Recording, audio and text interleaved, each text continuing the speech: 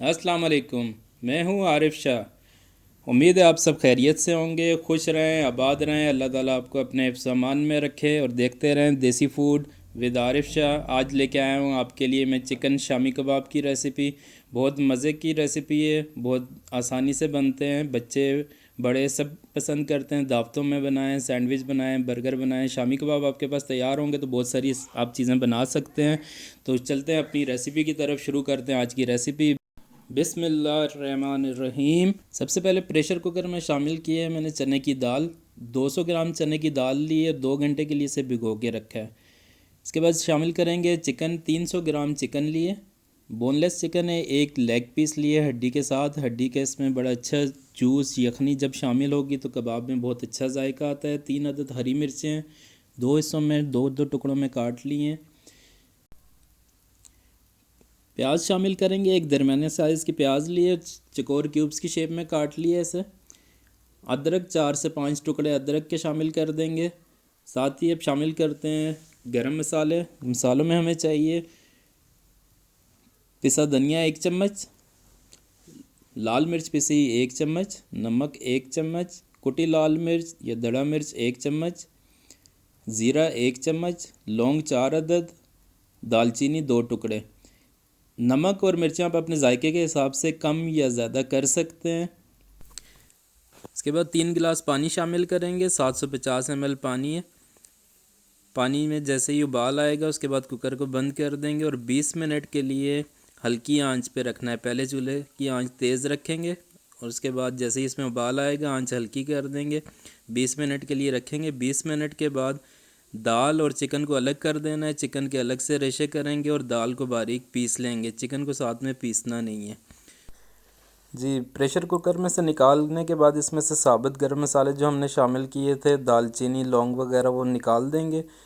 Chicken के बारीक रेशे करेंगे। दाल को बारीक पीस लिए इसमें शामिल करेंगे। सब्ज़ धनिया, पुदीना, ब्रेड के 2 स्लाइस और इन तमाम चीज़ों को आपस में मिक्स करके अच्छी तरह से मिलाएंगे ताकि ये कबाब के मसाले को जितनी अच्छी तरह से आप मिक्स करेंगे तो आपके कबाब बहुत अच्छे बनेंगे। इसमें कोई क्रैक नहीं पड़ेंगे, कबाब आपका टूटेगा नहीं।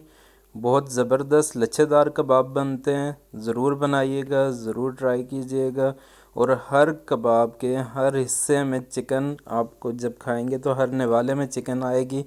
देखें जी, मसाला हमारा बहुत अच्छे से तैयार हो चुका है, बिल्कुल नरम मुलायम। इसे 10 से 15 मिनट के लिए छोड़ दें और उसके बाद इसकी कबाब की टिक्कियाँ बनाएंगे।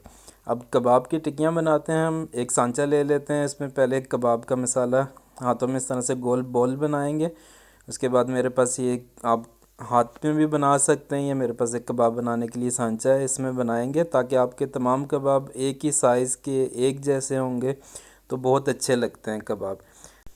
एक जैसे एक साइज़ के कबाब बनाने में आपको ये फ़ायदा होगा कि जैसे खाने में बहुत लजीज होंगे तो देखने में भी, प्रेजेंटेशन भी आपकी इसी तरह से बहुत अच्छी होनी चाहिए। एक जैसे एक साइज़ के बने हुए होंगे तो बहुत देखने में भी बहुत खूबसूरत लगते हैं। ये इस मसाले में तकरीबन 18 कबाब, आपके 15 से 18 कबाब बन जाएंगे इस साइज़ के। तमाम टिक्कियाँ बन चुकी हैं मेरी।